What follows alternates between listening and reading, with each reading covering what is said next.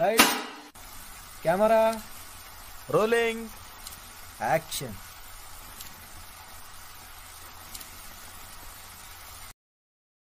বিভিন্ন ব্যস্ততার কারণে আজকের গল্পটি আমি পাঠ করতে পারছি না, তাই আজকে আপনাদের জন্য গল্প পাঠ করবে গল্পকথক প্রিয়ব্রত টিমের সদস্যরা। নমস্কার বন্ধুরা, আশা করি তোমরা সবাই ভালো আছো। আমি গল্পকথক প্রিয়ব্রত, আর তোমাদের জন্য আমার চ্যানেলের আজকের বিশেষ নিবেদন রবীন্দ্রনাথ ঠাকুরের লেখা কাহিনী 1 নম্বর। তাহলে বন্ধুগণ, শুরু করা যাক।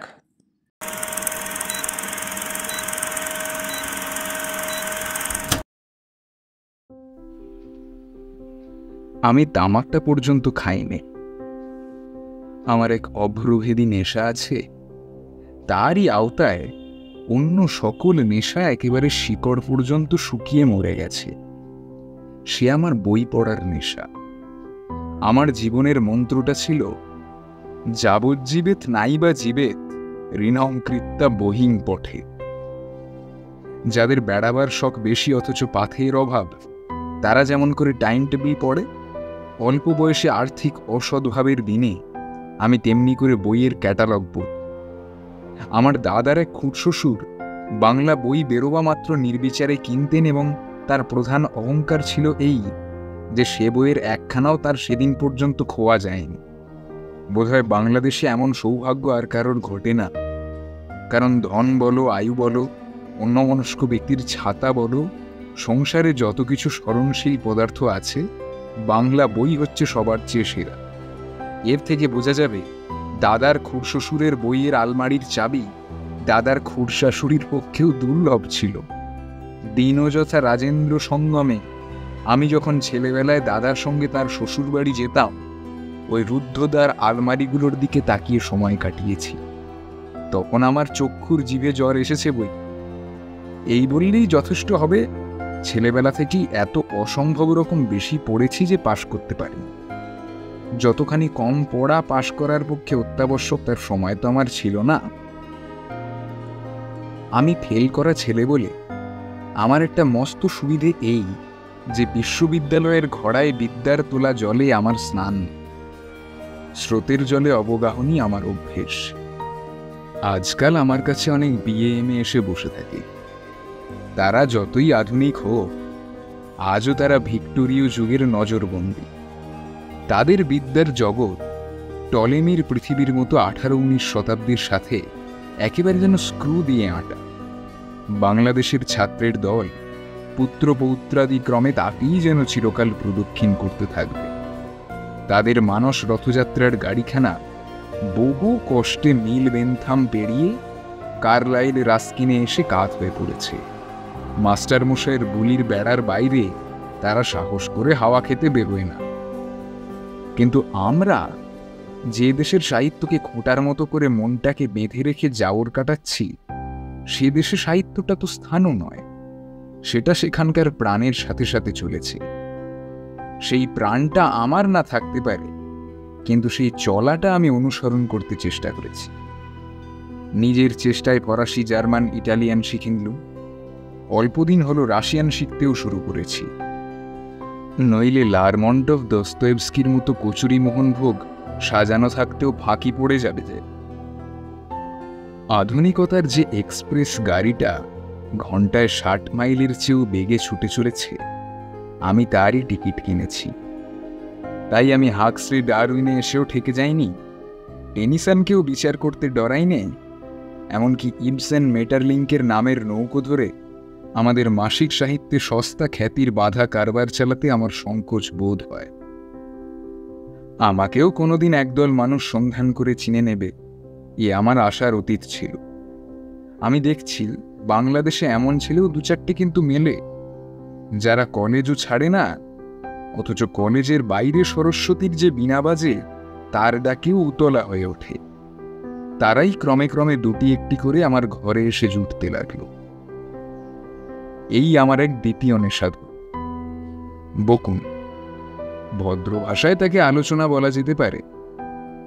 দেশের চারদিকে সাময়িক ও অসাময়িক সাহিত্যে যে সমস্ত কথাবার্তা শুনি তা একদিকে এত কাঁচা, আর অন্যদিকে এত পুরনো যে মাঝে মাঝে তার হাঁপ ধরানো ভাবসা গুমোটটাকে উদার চিন্তার খোলা হাওয়ায় কাটিয়ে দিতে ইচ্ছে করে, অথচ লিখতে কুঁড়ে এমিয়ে আসে। তাই মন দিয়ে কথা শুনে এমন লোকের নাগাল পেলে বেঁচে যাই। দল আমার বাড়তে লাগলো।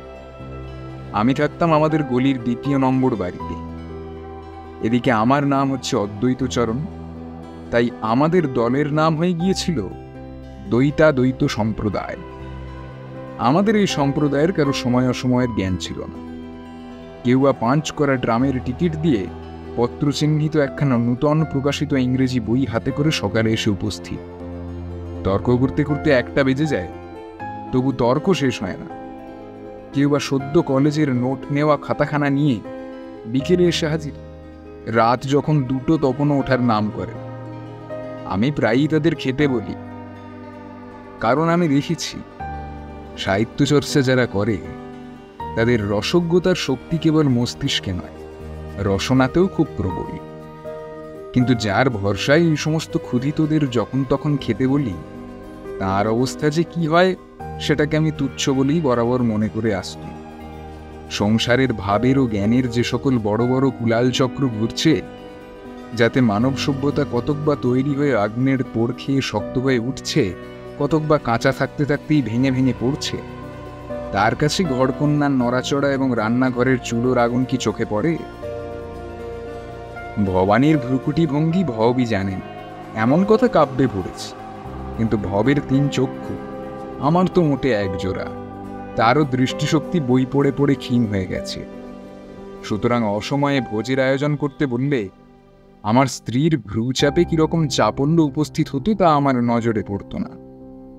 ক্রমে তিনি বুঝে নিয়েছিলেন আমার ঘরে অসময়ই সময় এবং অনিয়মই নিয়ম, আমার সংসারের ঘড়ি তালকানা এবং আমার গৃহস্থালীর কোটরে কোটরে 49 পবনের বাসা।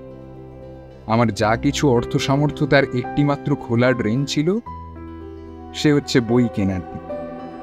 সংসারের অন্যান্য প্রয়োজন হ্যাংলা কুকুরের মতো এই আমার শখের বিলিতি কুকুরের উচ্ছিষ্ট চেটে আর শুকে কেমন করে যে বেঁচে ছিল তার রহস্য আমার চেয়ে আমার স্ত্রী বেশি জানতেন। নানা জ্ঞানের বিষয়ে কথা কওয়া আমার মতো লোকের পক্ষে নিতান্ত দরকার। বিদ্যা জাহির করার জন্যে নয়, পরের উপকার করার জন্যেও নয়। ওটা হচ্ছে কথা কয়ে কয়ে চিন্তা করা, জ্ঞান হজম করার একটা ব্যায়াম প্রণালী। আমি যদি লেখক হতাম কিংবা অধ্যাপক, তাহলে বকুনি আমার পক্ষে বাহুল্য হতো। যাদের বাঁধা খাটুনি আছে, হাওয়া হজম করার জন্য তাদের উপায় খুঁজতে হয় না। কিন্তু যারা ঘরে বসে খায়, তাদের অন্তত ছাতের উপর হনহন করে পায়চারি করা দরকার।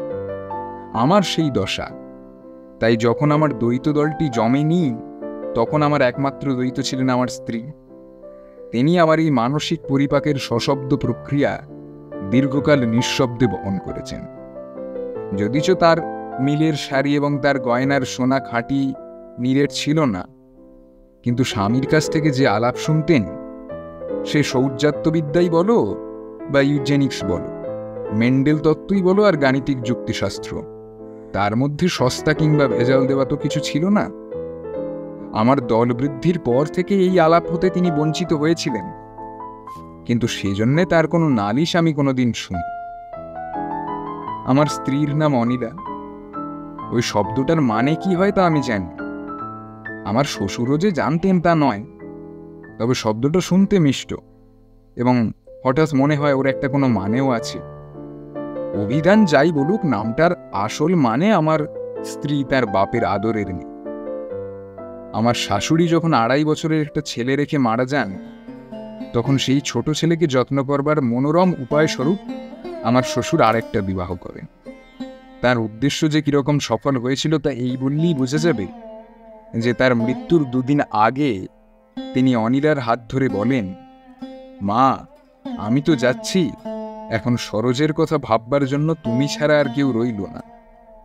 তার স্ত্রী ও দ্বিতীয় পক্ষের ছেলেদের জন্য কি ব্যবস্থা করলেন তা আমি জানি না, কিন্তু অনিলার হাতে গোপনে তিনি তার জমানো টাকা প্রায় 7,500 দিয়ে গেলেন। বললেন, এ টাকা সুদে খাটানোর দরকার নেই, নগদ খরচ করে এর থেকে তুমি সরোজের লেখাপড়ার ব্যবস্থা করো। আমি এই ঘটনায় কিছু আশ্চর্য হয়েছিলাম। আমার শ্বশুর কেবল বুদ্ধিমান ছিলেন তাই নয়, তিনি ছিলেন যাকে বলে বিজ্ঞ, অর্থাৎ ঝোঁকের মাথায় কিছু করতেন না, হিসেব করে চলতেন। তাই তার ছেলেকে লেখাপড়া শিখিয়ে মানুষ করে তোলার ভার যদি কারোর ওপর তার দেওয়া উচিত ছিল, তো সেটা আমার ওপর। এ বিষয়ে আমার সন্দেহ ছিল। কিন্তু তার মেয়ে তার জামাইয়ের চেয়েও যোগ্য, এমন ধারণা যে তার কি করে হলো তা তো বলতে পারিনি। অথচ টাকা কড়ি সম্বন্ধে তিনি যদি আমাকে খুব খাঁটি বলে না জানতেন, তাহলে আমার স্ত্রীর হাতে এত টাকা নগদও দিতে পারতেন। আসলে তিনি ছিলেন ভিক্টোরীয় যুগের ফিলিস্টাইন, আমাকে শেষ পর্যন্ত চিনতে পারে। মনে মনে রাগ করে আমি ভেবেছিলাম এ সম্বন্ধে কোনো কথাই বলব না। কথা বলিও নি, বিশ্বাস ছিল কথা অনিলাকেই প্রথম কইতে হবে। এ সম্বন্ধে আমার শরণাপন্ন না হয়তো কোনো উপায় নেই তার। কিন্তু অনিলাও যখন আমার কাছে কোনো পরামর্শ নিতে এলো না, তখন মনে করলাম ও যে সাহস করছে না। শেষে একদিন কথায় কথায় জিজ্ঞাসা করলাম, সরোজের পড়াশোনার কি করছো? অনিলা বললে, মাস্টার রেখেছি, স্কুলে যাচ্ছে। আমি আভাস দিলাম, সরোজকে শেখানোর ভার তো আমি নিজেই নিতে পারি। আজকাল বিদ্যাশিক্ষার যে সকল নতুন প্রণালী বেরিয়েছে, তার কতক কতক ওকে বোঝানোর চেষ্টা করলাম। অনিলা হ্যাঁও বললে না, নাও বললেন। এতদিন পর আমার প্রথম সন্দেহ হলো অনিলা আমাকে শ্রদ্ধা করে না। আমি কলেজে পাশ করিনি, সেই জন্য সম্ভবত ও মনে করে যে পড়াশোনা সম্পর্কে পরামর্শ দেওয়ার ক্ষমতা এবং অধিকার আমার নেই।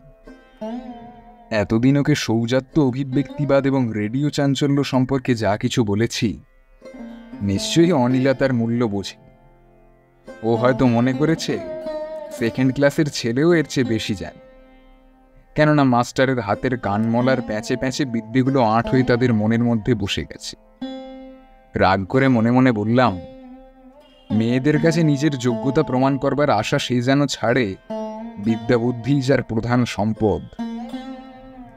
সংসারের অধিকাংশ বড় বড় জীবননাট্য যবনিকার আড়ালেই জমতে থাকে।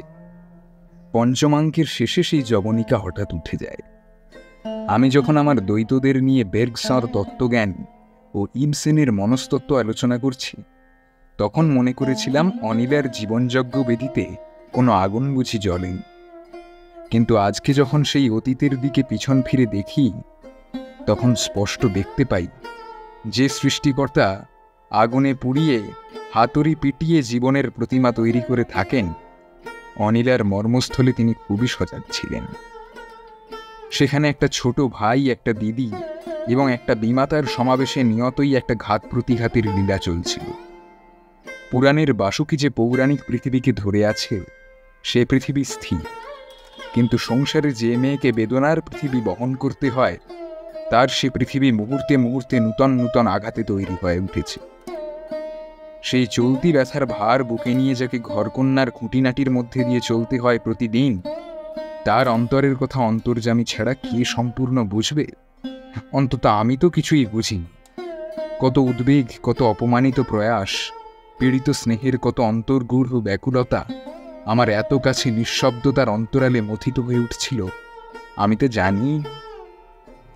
আমি জানতুম যেদিন দ্বৈত দলের ভোজের বার উপস্থিত হতো, সেই দিনকার উদ্যোগ পর্বই অনিলার জীবনের প্রধান পর্ব। আজ বেশ বুঝতে পারছি, পরম ব্যথার ভিতর দিয়েই এই সংসারে এই ছোট ভাইটি দিদির সবচেয়ে অন্তরতম হয়ে উঠেছিল। সরোজকে মানুষ করে তোলা সম্বন্ধে আমার পরামর্শ ও সহায়তা এরা সম্পূর্ণ অনাবশ্যক বলে উপেক্ষা করাতে আমি ওদিকটাতে একেবারে তাকাইনি। তার যে কিরকম চলছে সে কথা কোনোদিন জিজ্ঞাসাও করি না। ইতিমধ্যে আমাদের গলির 1 নম্বর বাড়িতে লোক এলো। এ বাড়িটি সেকালের বিখ্যাত ধনী মহাজন উদ্ধব বড়ালের আমলে তৈরি। তারপর 2 পুরুষের মধ্যে সে বংশের ধনজন প্রায় নিঃশেষ হয়ে এসেছে, 2-1টি বিধবাই বাকি। তারা এখানে থাকে না, তাই বাড়িটাও পুরো অবস্থাতেই পড়ে থাকে। মাঝে মাঝে বিবাহ প্রভৃতি ক্রিয়াকাণ্ডে এ বাড়ি কেউ অল্প অল্প দিনের জন্য ভাড়া নিয়ে থাকে, বাকি সময়টা এত বড় বাড়ির ভাড়াটে জোটে না। এবারে এলেন মনে করো তার নাম রাজা শীতাংশু মৌলি, আর ধরে নেওয়া যাক তিনি নরোত্তমপুরের জমিদার। আমার বাড়ির ঠিক পাশেই অকস্মাৎ এত বড় একটা আবির্ভাব আমি হয়তো জানতেই পারতাম না, কারণ কর্ণ যেমন একটা সহজ কবচ গায়ে দিয়ে পৃথিবীতে এসেছিলেন, আমারও তেমন একটা বিধিদত্ত সহজ কবচ ছিল। সেটা হচ্ছে আমার স্বাভাবিক অন্যমনস্কতা। আমার এই বর্মটা খুব মজবুত আর মোটা, অতএব সচরাচর পৃথিবীতে চারদিকে যে ঠেলাঠেলি গালমন্দ গোলমাল চলতে থাকে, তার থেকে আত্মরক্ষা করবার উপকরণ আমার ছিল। কিন্তু আধুনিক কালের বড় মানুষরা স্বাভাবিক উৎপাতের চেয়ে বেশি, তারা সব অস্বাভাবিক উৎপাত। দু হাত দু পা এক মুন্ড যাদের আছে তারা তো মানুষ, যাদের হঠাৎ হঠাৎ কতকগুলো হাত পা মাথা মুন্ড বেড়ে গেছে তারা সব দৈত্য। অহরহ দুদ্দার শব্দে তারা আপনার সীমাকে ভাঙতে থাকে এবং আপন বাহুল্য দিয়ে স্বর্গমর্তকে অতিষ্ঠ করে তোলে। তাদের প্রতি মনোযোগ না দেওয়া অসম্ভব। যাদের পরে মন দেওয়ার কোনো প্রয়োজন নেই, অথচ মন না দিয়ে থাকবারও জো নেই, তারাই হচ্ছে জগতের অস্বাস্থ্য। স্বয়ং ইন্দ্র অব্দি তাদের ভয় করেন। মনে মনে বুঝলাম শীতাংশু মৌলি সেই দলের মানুষ। একা একজন লোক যে এত বেজায় অতিরিক্ত হতে পারে তা আমি পূর্বে জানতাম না। গাড়ি ঘোড়া লোক লস্কর নিয়ে সে যেন 10 মুন্ড 20 হাতের পালা জমিয়েছে। কাজেই তার জ্বালায় আমার সারস্বত স্বর্গলোকটির বেড়া রোজ ভাঙতে লাগল। তার সঙ্গে আমার প্রথম পরিচয় আমাদের গলির মোড়ে। এই গলিটার প্রধান গুণ ছিল এই যে আমার মতো আনমনা লোক সামনের দিকে না তাকিয়ে, পিঠের দিকে মন না দিয়ে, ডাইনে বাঁয়ে ভ্রুক্ষেপ মাত্র না করেও এখানে নিরাপদে বিচরণ করতে পারে।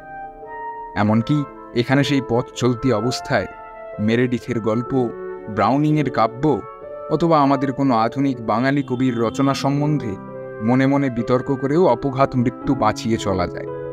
কিন্তু যেদিন খামোকা একটা প্রকাণ্ড হিংস্র গর্জন শুনে পিঠের দিকে তাকিয়ে দেখলাম একটা খোলা ব্রুহ্যাম গাড়ি, প্রকাণ্ড একজোড়া লাল ঘোড়া আমার পিঠের উপর পড়ে আর কি। যার গাড়ি তিনি স্বয়ং হাঁকাচ্ছেন, পাশে তার কোচম্যান বসে। বাবু সবলে 2 হাতে রাশ টেনে ধরেছেন। আমি কোনো মতে সেই সংকীর্ণ গলির পার্শ্ববর্তী একটা তামাকের দোকানে হাঁটু আঁকড়ে ধরে আত্মরক্ষা করলাম। দেখলাম আমার উপর বাবু ক্রুদ্ধ, কেননা যিনি অসতর্কভাবে রথ হাঁকান, অসতর্ক পদাতিককে তো তিনি কোনো মতেই ক্ষমা করতে পারেন না। এর কারণটা পূর্বেই উল্লেখ করেছি। পদাতিকের 2 পা, সে হচ্ছে স্বাভাবিক মানুষ, আর যে ব্যক্তি জুড়ি হাঁকিয়ে ছোটে তার 8 পা, সে দৈত্য। তার এই অস্বাভাবিক বাহুল্যের দ্বারা জগতে সে উৎপাতের সৃষ্টি করে। তাই 2 পাওয়ালা মানুষের বিধাতা এই 8 পাওয়ালা আকস্মিকটার জন্য প্রস্তুত ছিলেন। স্বভাবের স্বাস্থ্যকর নিয়মে এই অশ্বরথ আর সারথি সবাইকেই যথাসময়ে ভুলে যেতাম, কারণ এই পরমাশ্চর্য জগতে এরা তো আর বিশেষ করে মনে রাখবার মতো কিছু নয়। কিন্তু প্রত্যেক মানুষের যে পরিমাণ গোলমাল করার স্বাভাবিক বরাদ্দ আছে, এরা তার চেয়ে ঢের বেশি জবরদখল করে বসে আছে। এই জন্য যদিচ ইচ্ছা করলেই আমার 3 নম্বর প্রতিবেশীকে দিনের পর দিন মাসের পর মাস ভুলে থাকতে পারি, আমার এই 1 নম্বরের প্রতিবেশীকে এক মুহূর্ত ভুলে থাকা সব। রাত্রে তার 8-10টা ঘোড়া আস্তাবলের কাঠের মেঝের উপর বিনা সঙ্গীতের যে তাল দিতে থাকে, তাতে আমার ঘুম সর্বাঙ্গে টোল খেয়ে তুবড়ে যায়। তার উপর ভোরবেলা সেই 8-10টা ঘোড়াকে 8-10টা সহিস যখন সশব্দে মলতে থাকে, তার জন্য সৌজন্য রক্ষা করা অসম্ভব হয়ে দাঁড়ায়। তারপর তার উড়ে বেহারা, ভোজপুরি বেহারা, তার পাড়ে দেওয়ারি দারোয়ানের দল কেউই সরসংযম কিংবা মিতভাষিতার পক্ষপাতী নয়। তাই বলছিলাম, ব্যক্তিটি একটা মাত্র, কিন্তু তার গোলমাল করানোর যন্ত্র বিস্তর। আর এইটাই হচ্ছে দৈত্যের লক্ষ্য। সেটা তার নিজের পক্ষে অশান্তিকর না হতে পারে। নিজের 20খানা নাসারন্ধ্রে নাক ডাকবার সময় রাবণের হয়তো ঘুমের ব্যাঘাত হতো না, কিন্তু তার প্রতিবেশীর কথাটা চিন্তা করে দেখো। স্বর্গের প্রধান লক্ষণ হচ্ছে পরিমাণ সুষমা। অপরপক্ষে একদা যে দানবের দ্বারা স্বর্গের নন্দন শোভা নষ্ট হয়েছিল, তার প্রধান লক্ষণ ছিল অপরিমিতি। আর সেই অপরিমিতির দানবটাই টাকার থলিকে বাহন করে মানবের লোকালয়কে আক্রমণ করেছে। তাকে যদি বা পাশ কাটিয়ে এড়িয়ে যেতে চাই, সে 4 ঘোড়া হাঁকিয়ে ঘাড়ের ওপর এসে পড়বেই এবং উপরন্তু চোখও রাঙাবে। সেদিন বিকেলে আমার দ্বৈতগুলি তখনও কেউ আসেনি। আমি বসে বসে জোয়ার ভাটার তত্ত্ব সম্পর্কে একখানা বই পড়ছিলাম। এমন সময় আমার বাড়ির প্রাচীর ডিঙিয়ে দরজা পেরিয়ে আমার প্রতিবেশীর একটা স্মারকলিপি ঝনঝন শব্দে আমার সার্সির ওপর এসে পড়ল। সেটা একটা টেনিসের গোলা। চন্দ্রমার আকর্ষণ, পৃথিবীর নারীর চাঞ্চল্য, বিশ্বগীতি কাব্যের চিরন্তন ছন্দতত্ত্ব প্রভৃতি সমস্তকে ছাড়িয়ে আমার মনে পড়ে গেল আমার একজন প্রতিবেশী আছেন, এবং অত্যন্ত বেশি করেই আছেন। আমার পক্ষে তিনি সম্পূর্ণ অনাবশ্যক এবং নিরতিশয় অবশ্যম্ভাবী। পরক্ষণেই দেখি আমার বুড়ো অযোধ্যা বেহারাটা দৌড়তে দৌড়তে হাঁপাতে হাঁপাতে এসে উপস্থিত। এই আমার একমাত্র অনুচর।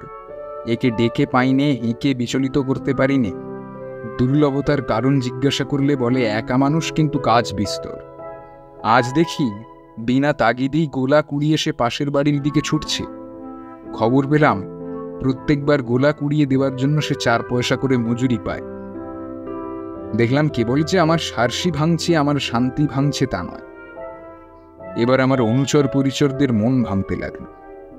আমার অকিঞ্চিতকরতা সম্বন্ধে অযোধ্যা বেহারার অবজ্ঞা প্রত্যহ বেড়ে উঠছে, সেটা তেমন আশ্চর্যের নয়। কিন্তু আমার দ্বৈত সম্প্রদায়ের প্রধান সর্দার কানাইলালের মনটাও দেখছি পাশের বাড়ির প্রতি উৎসুক হয়ে উঠল। আমার উপর তার যে নিষ্ঠা ছিল সেটা উপকরণমূলক নয়, অন্তঃকরণমূলক। এই জেনেই আমি নিশ্চিন্ত ছিলাম। এমন সময় একদিন লক্ষ্য করে দেখলুম সে আমার অযোধ্যাকেও অতিক্রম করেছে। টেনিসের পলাতক গোলাটা কুড়িয়ে পাশের বাড়ির দিকে ছুটছে। বুঝলুম এই উপলক্ষে প্রতিবেশীর সাথে আলাপ করতে চায়। সন্দেহ হলো ওর মনের ভাবটা ঠিক ব্রহ্মবাদিনী মৈত্রেয়ীর মতো তো নয়। শুধু অমৃতে ওর পেট ভরবে না। আমি 1 নম্বরের বাবুগিরিকে খুব তীক্ষ্ণ বিদ্রুপ করবার চেষ্টা করতাম। বলতাম সাজসজ্জা দিয়ে মনের শূন্যতা ঢাকা দেওয়ার চেষ্টা ঠিক যেন রঙিন মেঘ দিয়ে আকাশ মুড়ি দেওয়ার দুরাশা। একটু হাওয়াতেই মেঘ যায় সরে, আকাশের ফাঁক বেরিয়ে পড়ে। কানাইলাল একদিন প্রতিবাদ করে বললে মানুষটা নাকি একেবারে ফাঁপা নয়, বিএ পাশ করেছে। কানাইলাল স্বয়ং বিএ পাশ করা, এজন্য ওই ডিগ্রিটা সম্পর্কে কিছু বলতে পারলাম না। 1 নম্বরের প্রধান গুণগুলি সশব্দ। তিনি 3টে যন্ত্র বাজাতে পারেন, কর্নেট, এসরাজ এবং চেলো। যখন তখন তার পরিচয় পাই। সঙ্গীতের সুর সম্বন্ধে আমি নিজেকে সুরাচার্য বলে অভিমান করি নে, কিন্তু আমার মতে গানটা উচ্চ অঙ্গের বিদ্যা নয়। ভাষার অভাবে মানুষ যখন বোবা ছিল তখনই তো গানের উৎপত্তি। তখন মানুষ চিন্তা করতে পারত না, তাই চিৎকার করত। আজও যেসব মানুষ আদিম অবস্থায় আছে তারাই শুধু শব্দ করতে ভালোবাসে। কিন্তু দেখতে পেলাম আমার দ্বৈত দলের মধ্যে অন্তত 4 জন ছেলে আছে 1 নম্বরের চেলো বেজে উঠলেই যারা গাণিতিক ন্যায়শাস্ত্রের 90তম অধ্যায়ও মন দিতে পারে না। আমার দলের মধ্যে অনেক ছেলে যখন 1 নম্বরের দিকে হেলছে, এমন সময় অনিলা একদিন আমাকে বললে পাশের বাড়িতে একটা উৎপাত জুটেছে, এখন আমরা এখান থেকে অন্য কোনো বাসায় গেলেই তো ভালো হয়। বড় খুশি হলাম। আমার দলের লোকদের বললাম, দেখেছো মেয়েদের কেমন একটা সহজ বোধ আছে, তাই যেসব জিনিস প্রমাণযোগে বোঝা যায় তা ওরা বুঝতেই পারে না, কিন্তু যেসব জিনিসের কোনো প্রমাণ নেই তা বুঝতে ওদের একটুও দেরি হয় না। কানাইলাল হেসে বলল, হ্যাঁ, যেমন পেঁচু, ব্রহ্মদৈত্য, ব্রাহ্মণের পায়ের ধুলোর মাহাত্ম্য, পতিদেবতা পুজোর পুণ্যফল ইত্যাদি ইত্যাদি। আমি বললাম, না হে, এই দেখো আমরা এই 1 নম্বরের জাঁকজমক দেখে স্তম্ভিত হয়ে গেছি। অনিলা কিন্তু ওর সাজসজ্জায় বলেনি। অনিলা 2-3 বার বাসা বদলের কথা বললে। আমার ইচ্ছাও ছিল, কিন্তু কলকাতার গলিতে গলিতে বাসা খুঁজে বেড়ানোর মতো অধ্যাবসায় আমার ছিল না। অবশেষে একদিন বিকেলবেলা দেখা গেল কানাইলাল এবং সতীশ 1 নম্বরে টেনিস খেলছে। তারপর জনশ্রুতি শোনা গেল জ্যোতি আর হরেন 1 নম্বরের সঙ্গীতের মজলিসে একজন বক্স হারমোনিয়াম বাজায় এবং অন্যজন বাঁয়া তবলায় সঙ্গত করে, আর অরুণ নাকি সেখানে কমিক গান করে খুব প্রতিপত্তি লাভ করেছে।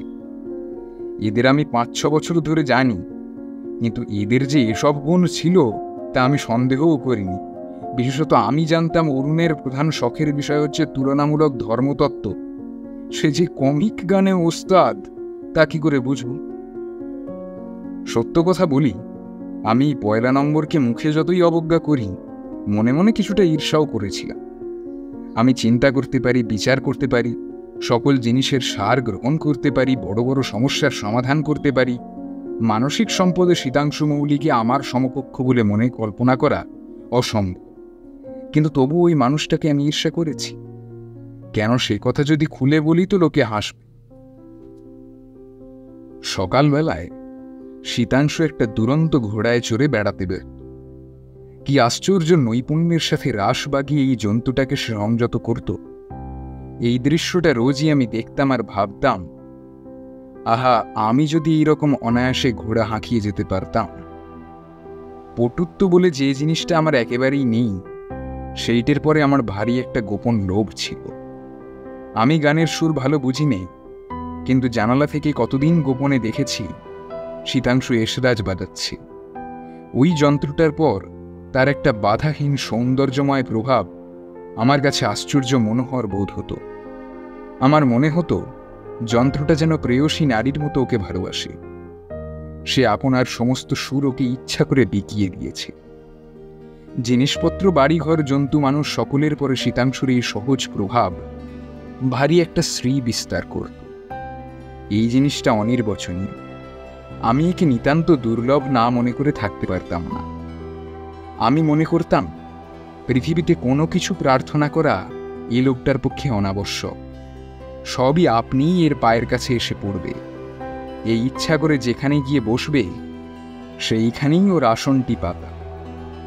তাই যখন একে একে আমার দ্বৈতগুলির অনেকেই 1 নম্বরে টেনিস খেলতে, কনসার্ট বাজাতে লাগলো, তখন স্থান ত্যাগের দ্বারা এই লুব্ধদের উদ্ধার করা ছাড়া আর কোনো উপায় খুঁজে পেলাম না।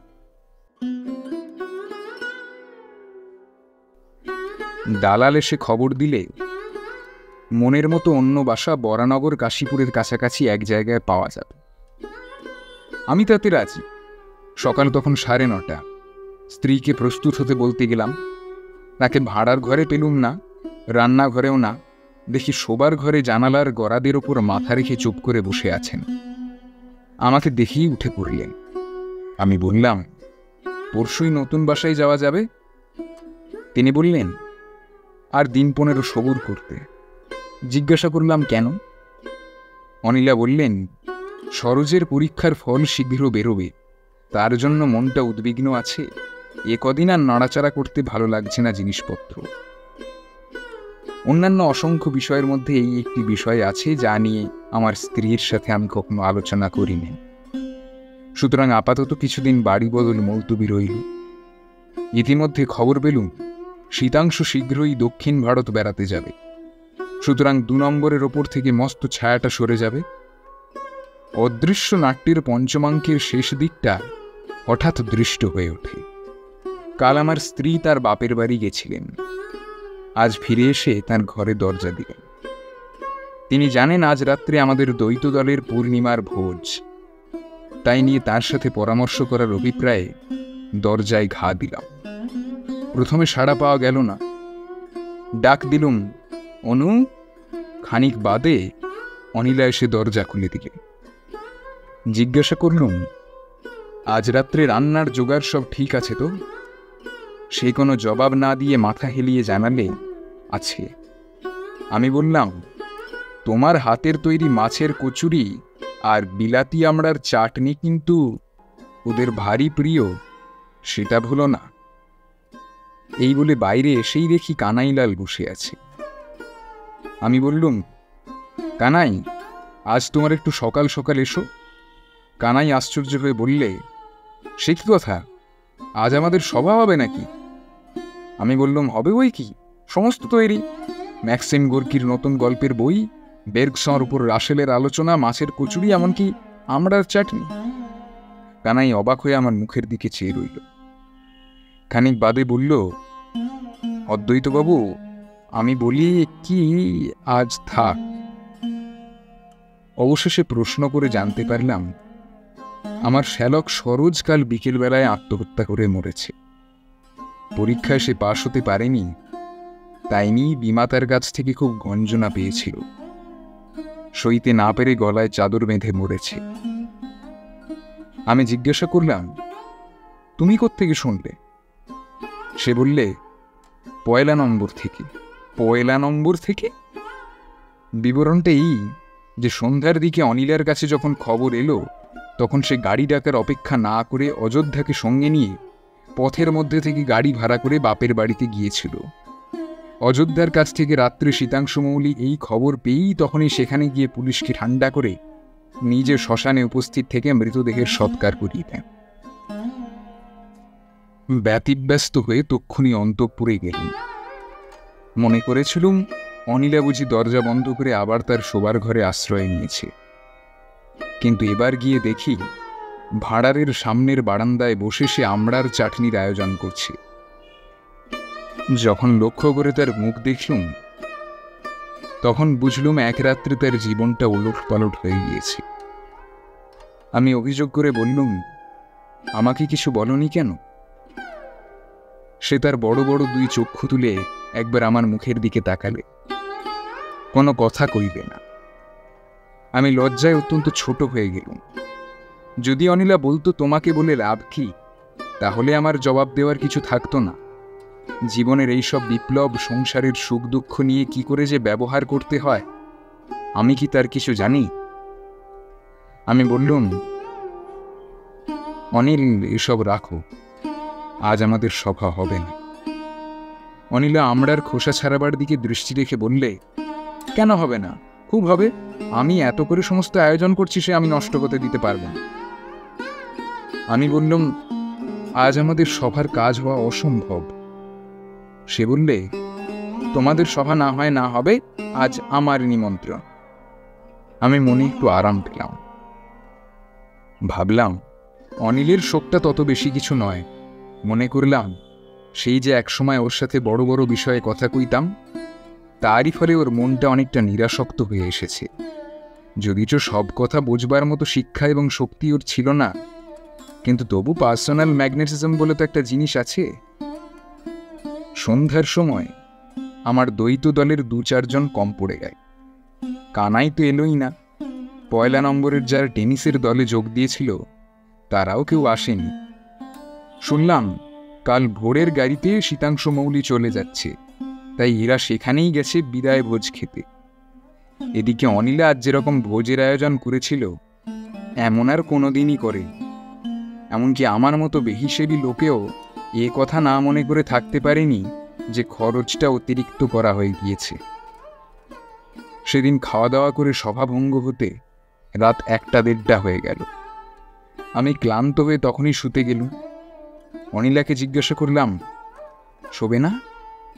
সে বললে, বাসনগুলো তুলতে হবে। পরের দিন যখন উঠলাম, তখন বেলা প্রায় 8টা হবে।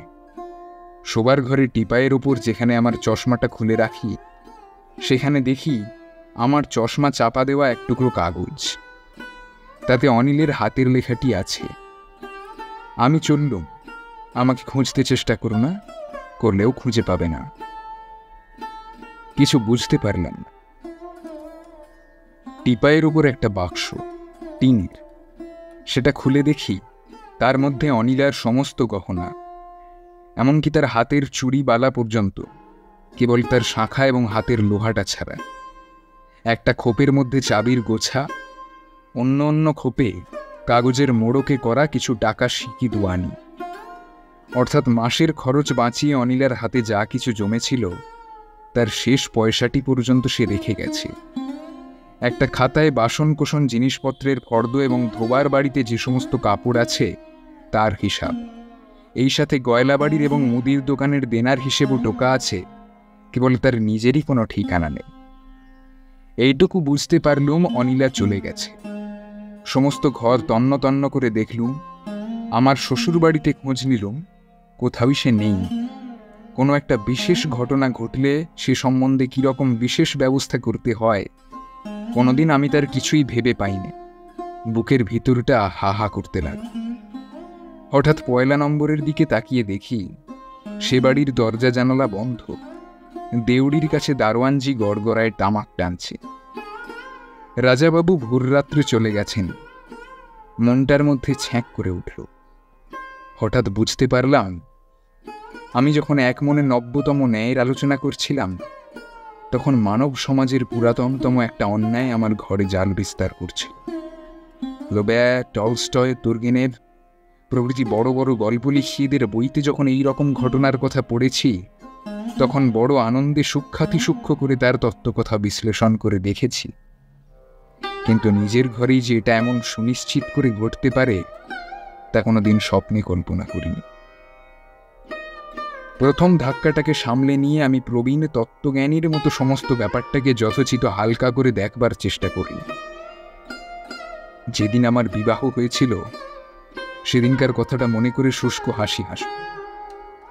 মনে করলুম, মানুষ কত আকাঙ্ক্ষা, কত আয়োজন, কত আবেগের অপব্যয় করে থাকে। কত দিন, কত রাত্রি, কত বৎসর নিশ্চিন্ত মনে কেটে গেল।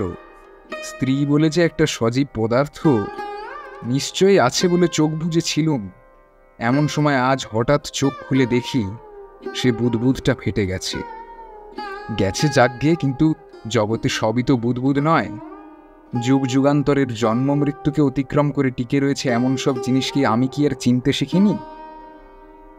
কিন্তু দেখলুম, হঠাৎ এই আঘাতে আমার মধ্যে নব্যকালের জ্ঞানীটি মূর্ছিত হয়ে পড়ত, আর কোন আদিকালের প্রাণীটা জেগে উঠে ক্ষুধায় কেঁদে বেড়াতে লাগে। বারান্দায় ছাদে পায়চারি করতে করতে, শূন্য বাড়িতে ঘুরতে ঘুরতে শেষকালে যেখানে জানালার কাছে কতদিন আমার স্ত্রীকে একলা চুপ করে বসে থাকতে দেখেছি, একদিন আমার সেই শোবার ঘরে গিয়ে পাগলের মতো সমস্ত জিনিসপত্র ঘাঁটতে লাগে। অনিলের চুল বাঁধবার আয়নার দেরাজটা হঠাৎ টেনে খুলতেই রেশমের লাল ফিতে মাথা একতাড়া চিঠি বেরিয়ে পড়ল। চিঠিগুলি পয়লা নম্বর থেকে এসেছে। বুকটা জ্বলে উঠল। একবার মনে হলো সবগুলো পুড়িয়ে ফেলি, কিন্তু যেখানে বড় বেদনা সেইখানেই ভয়ঙ্কর টান। এ চিঠিগুলো সমস্ত না পড়ে আমার থাকবার জন্য। এই চিঠিগুলি 50 বার পড়েছি। প্রথম চিঠিখানা 3-4 টুকরো করে ছেঁড়া। মনে হলো পাঠিকা পড়েই সেটা ছিঁড়ে ফেলে তারপর আবার যত্ন করে একখানা কাগজের উপর গঁদ দিয়ে জুড়ে রেখেছে। সে চিঠিখানাই, আমার এই চিঠি না পড়েই যদি তুমি ছিঁড়ে ফেলো, তবু আমার দুঃখ নেই। আমার যা বলবার কথা তা আমাকে বলতেই হবে। আমি তোমাকে দেখেছি, এতদিন এই পৃথিবীতে চোখ মেলে বেড়াচ্ছি, কিন্তু দেখবার মতো দেখা আমার জীবনে এই 32 বছর বয়সে প্রথম ঘটল। চোখের উপর ঘুমের পর্দা টানা ছিল, তুমি সোনার কাঠি ছুঁয়ে দিলে। আজ আমি নবজাগরণের ভিতর দিয়ে তোমাকে দেখলুম, যে তুমি স্বয়ং তোমার সৃষ্টিকর্তার পরম বিস্ময়ের ধন, সেই অনির্বচনীয় তোমাকে। আমার যা পাওয়ার তা পেয়েছি, আর কিছুই চাইনি, কেবল তোমার স্তব তোমাকে শোনাতে চাই। যদি আমি কবি হতাম, তাহলে আমার এই স্তব চিঠিতে তোমাকে লেখার দরকার হতো। ছন্দের ভিতর দিয়ে সমস্ত জগতের কণ্ঠে তাকে প্রতিষ্ঠিত করে যেত। আমার চিঠির কোনো উত্তর তুমি দেবে না আমি জানি, কিন্তু আমাকে ভুল বুঝো না। আমি তোমার কোনো ক্ষতি করতে পারি এমন সন্দেহ মাত্র মনে না রেখে আমার পুজো নীরবে গ্রহণ করো। আমার এই শ্রদ্ধাকে যদি তুমি শ্রদ্ধা করতে পারো, তাতে তোমারও ভালো হবে। আমি কে সে কথা লেখার দরকার নেই, কিন্তু নিশ্চয়ই তা তোমার মনের কাছে গোপনে থাকবে না। এমন 25টা চিঠি। এর কোনো চিঠির উত্তর যে অনিলের কাছ থেকে গেছিল, এই চিঠিগুলির মধ্যে তার কোনো নিদর্শন নেই।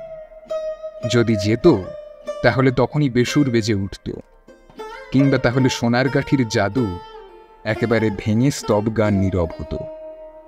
কিন্তু কি আশ্চর্য, শীতাংশু যাকে ক্ষণকালের ফাঁক দিয়ে দেখেছে আজ 8 বছরের ঘনিষ্ঠতার পর, এই পরের চিঠিগুলির ভিতর দিয়ে তাকে প্রথম দেখলুম। আমার চোখের উপরকার ঘুমের পর্দা কত মোটা পর্দা না জানি। পুরোহিতের হাত থেকে অনিলাকে আমি পেয়েছিলুম, কিন্তু তার বিধাতার হাত থেকে তাকে গ্রহণ করার মূল্য আমি কিছু দিইনি। আমি আমার দ্বৈত দলকে এবং নব্য ন্যায়কে তার চেয়ে অনেক বড় করে দেখেছি। সুতরাং যাকে আমি কোনোদিনই দেখিনি, এক নিমেষের জন্যেও পাইনি, তাকে আর কেউ যদি আপনার জীবন উৎসর্গ করে পেয়ে থাকে, তবে কি বলে কার কাছে আমার ক্ষতির নালিশ করব? শেষ চিঠিখানি এই রকম। বাইরে থেকে আমি তোমার কিছুই জানি না, কিন্তু অন্তরের দিক থেকে আমি দেখেছি তোমার বেদনা। এইখানে বড় কঠিন আমার পরীক্ষা। আমার এই পুরুষের বাহু নিশ্চেষ্ট থাকতে চায় না, ইচ্ছা করে স্বর্গমর্তের সমস্ত শাসন বিদীর্ণ করে তোমাকে তোমার জীবনের ব্যর্থতা থেকে উদ্ধার করে আনে। তারপর এও মনে হয় তোমার দুঃখই তোমার অন্তর্যামীর আসন, সেটা হরণ করার অধিকার তো আমার নেই। কাল ভোরবেলা পর্যন্ত মেয়াদ নিয়েছি, এর মধ্যে যদি কোনো দৈববাণী আমার এই দ্বিধা মিটিয়ে দেয়, তাহলে যা হয় একটা কিছু হবে। বাসনার প্রবল হাওয়ায় আমাদের পথ চলার প্রদীপকে নিভিয়ে দেয়। তাই আমি মনকে শান্ত রাখব, এক মনে এই মন্ত্র জপ করব যে তোমার কল্যাণ। বোঝা যায় দ্বিধা দূর হয়ে গেছে, দুজনার পথ এক হয়েই মিলেছে। মাঝের থেকে শীতাংশুর লেখা এই চিঠিগুলো আমার হয়ে উঠল, ওগুলো আজ আমারই প্রাণের। কতকাল চলে গেল, বই পড়তে আর ভালো লাগে না। অনিলাকে একবার কোনো মতে দেখবার জন্য মনের মধ্যে এমন বেদনা উপস্থিত হলো, কিছুতেই স্থির থাকতে পারলুম না। খবর নিয়ে জানলাম শীতাংশু তখন মসুরি পাহাড়ে। সেখানে গিয়ে শীতাংশুকে অনেকবার পথে বেড়াতে দেখেছি, কিন্তু তার সঙ্গে অনিলাকে দেখিনি। ভয় হলো পাছে তাকে অপমান করে ত্যাগ করে থাকে। আমি থাকতে না পেরে একেবারে তার সাথে গিয়েই দেখা করব। সব কথা বিস্তারিত করে লেখার দরকার নেই। শীতাংশু বললে, আমি তার কাছ থেকে জীবনে কেবল একটিমাত্র চিঠি পেয়েছি, এই দেখুন। এই বলে শীতাংশু তার পকেট থেকে একটা ছোট্ট এনামেল করা সোনার কার্ড কেস খুলে তার ভিতর থেকে এক টুকরো কাগজ বের করে দিলে। তাতে লেখা আছে, আমি চন্ডু, আমাকে খুঁজতে চেষ্টা করো না, করলেও পাবে না। সেই অক্ষর, সেই লেখা, সেই তারিখ এবং যে নীল রঙের চিঠির কাগজের অর্ধেকখানা আমার কাছে, এই টুকরোটি তারই বাকি অর্ধেক।